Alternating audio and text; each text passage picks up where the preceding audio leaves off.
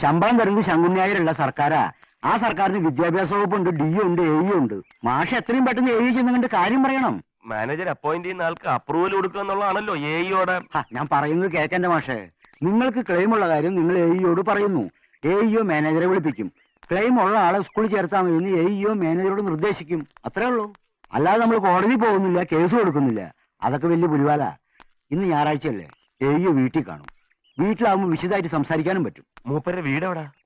ടൗണില് സെഷൻസ് കോർട്ടില്ലേ, ആ റോട്ടില് കോർട്ട് കഴിഞ്ഞ് 1, 2, 3, 4ാമത്തെ വീടാ. ഓട്ടോ ഓട്ടോ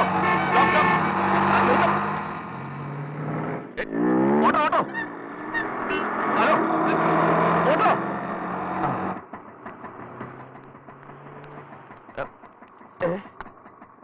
ഇറങ്ങിറങ്ങ്. ഈ ഓട്ടോ ഞാൻ കൈ കാണിച്ച് നിർത്തിയതാ. ഞാൻ ശ്രദ്ധിച്ചില്ല. ശ്രദ്ധിക്കണമെന്നില്ല, തൽക്കാലം ഇറങ്ങിയാ മതി. വണ്ടി വിട്. വണ്ടി വിടാൻ ഞാൻ സമ്മതിക്കില്ല. ഞാനാ കൈ കാണിച്ചത്. ഇവിടെ വേറെ ഓട്ടോ കിട്ടില്ലേ? കുട്ടിക്ക് വേറെ ഓട്ടോ കിട്ടില്ലേ? ഇറങ്ങൂട്ടി. ഞാൻ വണ്ടി നിർത്തിക്ക, കുട്ടി കയറുക. തോന്നിയാസല്ലേ അത്? ആണെന്ന് വെച്ചോ, വേറെ ഓട്ടോ കയറാൻ എനിക്ക് മനസ്സില്ല. പിടിച്ചിറക്കും. ആര്? താനോ? ഇങ്ങോട്ട് ഇറങ്ങാനാ പറഞ്ഞു. കയ്യിൽ കയറി പിടിക്കുന്നു. വണ്ടി വിട്.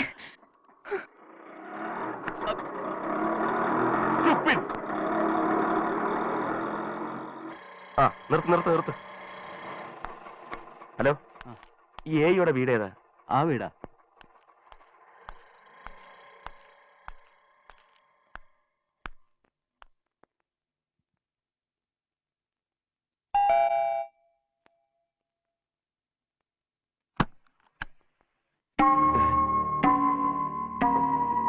എന്ത് വേണം? ഞാൻ കുട്ടി ഗേറ്റിന് വെളിയിൽ പോണം. ഞാൻ പോയില്ലെങ്കിൽ ഞാൻ പോലീസ് സ്റ്റേഷനിൽ ഫോൺ ചെയ്യും.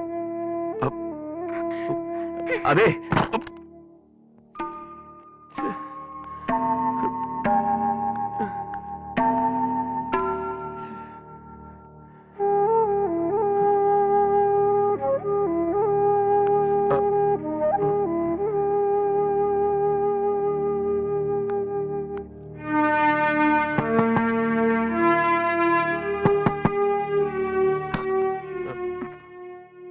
താൻ പോയില്ലല്ലേ?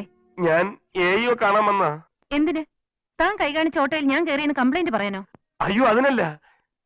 കുട്ടി എയോടെ. താൻ എന്റെ കൈയിൽ കയറി പിടിച്ചു, സ്റ്റുപ്പിഡ് എന്ന് വിളിച്ചു. ഇറങ്ങി പോകാനാ പറഞ്ഞേ. സരസ്വതി വില്ലാത്ത സ്കൂളിൽ മാഷായിട്ട് എനിക്ക് ക്ലെയിം ഉള്ളതാ. പക്ഷെ മാനേജരും മറ്റൊരാളുടെ കാശ് ഒരു വാങ്ങിച്ചു. കാര്യം ഇവിടെ പറയണ്ട. എന്റെ ദൈവമേ, എന്റെ ഓരോ കഷ്ടകാലം. അല്ല എന്ത് പറയാനാ. കുട്ടി എയുടെ മകളായിരിക്കുമല്ലേ. ആളറിയാതെ പറ്റിപ്പോയതാ. ബേസിക് ആയിട്ട് കൾച്ചറുള്ള ഒരു മനുഷ്യൻ ആളറിഞ്ഞാലും ആളറിഞ്ഞില്ലെങ്കിലും മര്യാദ വിട്ട് പെരുമാറില്ല. നിങ്ങളുടെ പ്രശ്നം എന്താ? സരസ്വതി വിലാസം സ്കൂളില് മാഷായിട്ട് ചേരണം. ചേരും. നിങ്ങൾ അവിടെ മാഷായിട്ട് ഉടനെ ചേരും. ഞാൻ അച്ഛനോട് പറഞ്ഞേക്കാം. പോരെ? അച്ഛൻ ഇവിടെ ഇല്ലേ? വരാൻ വൈകും. വന്നാൽ ഉടനെ പറഞ്ഞേക്കാം. എന്താ തന്റെ പേര്? ഗോകുലകൃഷ്ണൻ. പേരും പറഞ്ഞേക്കാം. എന്റെ ജീവിത പ്രശ്നമാണ്. അതും പറഞ്ഞേക്കാം.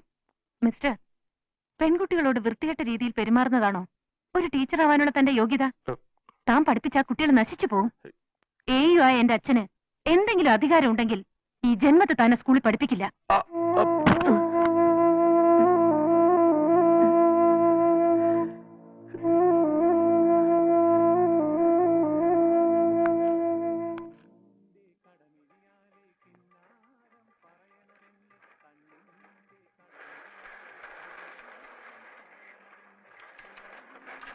ഒരു ഗോകുലകൃഷ്ണൻ ഇറങ്ങിയിട്ടുണ്ടെന്ന് കേട്ടു. ആരാണ് അയാൾ? എന്താണ് അയാളുടെ ഉദ്ദേശം? അന്ന് ചായ കുടിക്കാൻ കയറിയപ്പോ മാനേജർക്ക് അഡ്വാൻസ് കൊടുത്ത കാര്യം ഞാൻ പറഞ്ഞതല്ലേ? അതിന് അല്ല, ആ കൃഷ്ണനോട് നിങ്ങൾ ആ കാര്യം പറഞ്ഞില്ലേ? പറഞ്ഞിട്ടില്ലെങ്കിൽ എന്തുകൊണ്ട് പറഞ്ഞില്ല? ഈ ഒച്ച കുറച്ച് കുറക്കാൻ പറ്റുമോ? ഏതൊച്ച? ഈ സംസാരത്തിന്റെ ഒച്ച. വീട്ടിൽ കൂലിക്കാർ കുറെ ഉണ്ടായിരിക്കില്ലേ, അവരോട് സംസാരിച്ച ശീലായിരിക്കും. എന്റെ പേര് ഗഫൂർ, സ്വന്തമായിട്ട് അധ്വാനിച്ച് ജീവിക്കുന്നു. അതുകൊണ്ട് സൂക്ഷിച്ച് സംസാരിക്കണം. ഈ ഗോകുലകൃഷ്ണൻ മാഷ് ഇവിടെ ഉണ്ടോ? ഈ ഗോകുലകൃഷ്ണൻ മാഷ് ഇവിടെ ഇല്ല. വേറൊരു മാഷ തരട്ടെ. കുഞ്ഞിക്കണ്ണൻ മാഷ് മതിയോ? അങ്ങനെ ഏതെങ്കിലും ഒരു മാഷ കിട്ടിയിട്ട് എനിക്കെന്ത് കാര്യം? ഏതെങ്കിലും ഒരു മാഷല്ല, നിങ്ങൾ ചേരാൻ ഉദ്ദേശിക്കുന്ന സ്കൂളിലെ മാഷ. നമസ്കാരം, ഞാൻ ശങ്കരനാരായണ മാസ്റ്റർ. 1 ലക്ഷം ഞാൻ കൊടുത്തു. വീട്ടിൽ വഴക്കുണ്ടാക്കി സ്വത്ത് ഭാഗം വെച്ചു. അത് കിട്ടിയ വിലക്ക് വിൽക്കാൻ ഏർപ്പാടാക്കി.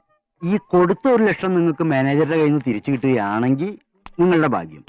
സ്വത്ത് വെച്ച് കിട്ടുന്ന കാശും ഈ 1 ലക്ഷം ബാങ്കിലിട്ടിട്ട് ഇനിയുള്ള കാലം നിങ്ങൾ സുഖമായിട്ട് ജീവിച്ചോളൂ. ഈ സീറ്റ് കിട്ടാൻ വലിയ പാടാ. അത് നിങ്ങളാണോ തീരുമാനിക്കാൻ? ഞാൻ മാനേജർ ഒറ്റ ഓർക്കടോ. ഞാൻ ആത്മഹത്യ ചെയ്യും. അപ്പൊ പിന്നെ എന്തിനാ ജോലി? മാഷേ, നിങ്ങൾക്ക് ജോലിയും കിട്ടില്ല, കൊടുത്ത 1 ലക്ഷവും കിട്ടില്ല. പിന്നെ ഈ മാനേജർ എന്ന് പറയുന്ന മാനേജർ ഉണ്ടല്ലോ, അയാളല്ല യഥാർത്ഥ മാനേജർ, അയാളുടെ മകളാ മാനേജർ. അയ്യോ, എന്തേ? അല്ല, എന്നെ അപ്പോയിന്റ് ചെയ്യേണ്ടത് ആ കുട്ടിയാണോ? ഗോകുലകൃഷ്ണൻ അപ്പോയിന്റ് ചെയ്യുന്നത് ആ കുട്ടിയായിരിക്കും. ആകെ പ്രശ്നമായല്ലോ. എന്ത്? ആ കുട്ടി കുളി കഴിഞ്ഞ് അർദ്ധനഗ്നയായി വന്നപ്പോ ഞാൻ അബദ്ധത്തിൽ മുറി കയറി. കുട്ടി പേടിച്ച് നിലവിളിച്ചു. ഞാൻ ഇറങ്ങി ഓടി. എന്നാ പിന്നെ നേരെ ചെന്നാ മതി, ഉടനെ സ്കൂൾ ചേർക്കും. മാഷും വാ. എവിടെയാ മാഷ്ട നാട്? കുറുവാഞ്ചേരി. ആ. TTC 86 ബെച്ചാ. എന്റെ പ്രശ്നം എന്തെന്നറിയോ മാഷേ? ആരെങ്കിലും വയസ്സ് ചോദിച്ചാൽ ഞാൻ 29, 30, 31 എന്നൊക്കെയാ പറയാ. പക്ഷെ യഥാർത്ഥത്തിൽ എനിക്ക് 35 2 മാസം കഴിഞ്ഞാൽ പിന്നെ സർവീസ് കയറാൻ പറ്റില്ല. ഒരു വീട്, ഭാര്യ, കുടുംബം എന്നൊക്കെ പറയുന്ന പല ആഗ്രഹങ്ങളുണ്ടേ. ജോലി കിട്ടിയിട്ട് കെട്ടാമെന്ന് കരുതി കാത്തിരുന്നു, കിട്ടിയില്ല. അപ്പൊ പിന്നെ കല്യാണം കഴിച്ചിട്ട് ജോലി അന്വേഷിക്കാമെന്ന് വിചാരിച്ച് പെണ്ണന്വേഷിച്ച് നടന്നു. ജോലി ഇല്ലാത്തത് കൊണ്ട് പെണ്ണും കിട്ടിയില്ല. അങ്ങനെ ജോലി, കുടുംബജീവിതം എന്നൊക്കെ പറഞ്ഞ് ആകെ കുഴഞ്ഞു മറിഞ്ഞു കിടക്കുക. പക്ഷെ നിങ്ങൾ ഈ ജോലിക്ക് ശ്രമിക്കണ്ട. എന്നെ ഭ്രാന്ത് പിടിപ്പിക്കരുത്. നിങ്ങൾക്ക് ഇപ്പൊ തന്നെ കുറേശ്ശെ ഭ്രാന്തുണ്ട്.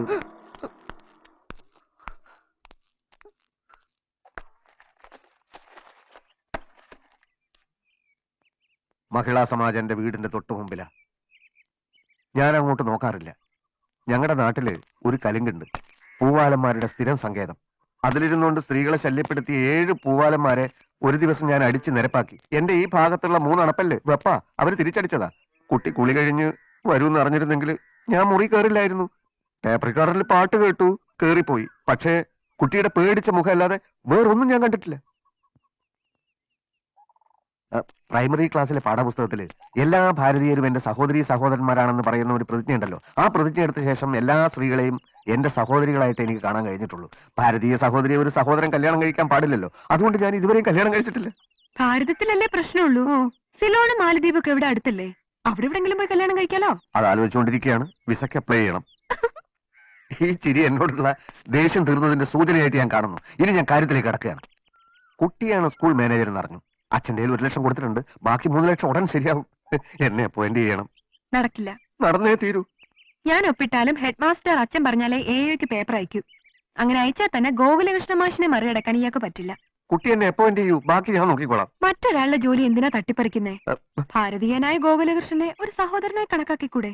കണക്കാക്കാം, പക്ഷെ ഉള്ളതെല്ലാം വിറ്റുപെറുക്കാൻ ഏർപ്പാട് ചെയ്ത് കഴിഞ്ഞതിന് ശേഷമാണല്ലോ ഈ ഗോകുലകൃഷ്ണൻ സഹോദരനെ പറ്റി ഞാൻ അറിയുന്നത്. അപ്പൊ ഇനി പിന്മാർക്കൂടെ? സാധിക്കില്ല. ഞാൻ വല്ലാത്തൊരവസ്ഥയിലാണ്. അയാളും അങ്ങനെ ഒരു അവസ്ഥയിലാ. പ്ലീസ്. നടക്കില്ലെന്ന് പറഞ്ഞില്ലേ?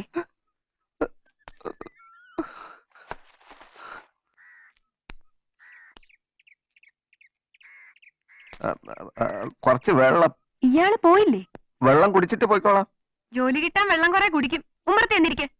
മഹിളാ സമാജത്തിലോട്ട് നോക്കാത്ത ആൾ അടുക്കളയിൽ ഒളിഞ്ഞു നോക്കുന്നോ? സോറി.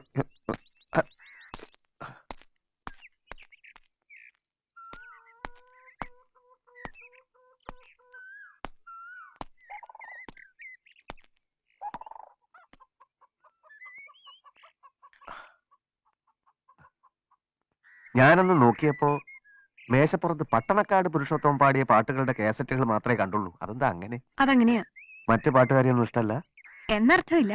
ചില ഇഷ്ടങ്ങൾക്ക് കാരണം പറയാൻ ബുദ്ധിമുട്ടുണ്ടാവും. പട്ടണക്കാടിന്റെ പാട്ടുകളാ എനിക്ക് ഏറ്റവും ഇഷ്ടം. അത്ര തന്നെ. അദ്ദേഹത്തെ നേരിട്ട് കണ്ടിട്ടുണ്ടോ? ഇല്ല. ഫോട്ടോ? ഒരു ഫോട്ടോ കിട്ടിയിരുന്നെങ്കിൽ എന്ന് ആഗ്രഹിച്ചിട്ടുണ്ട്. ആ ആഗ്രഹം നടക്കും. എവിടെ കിട്ടും?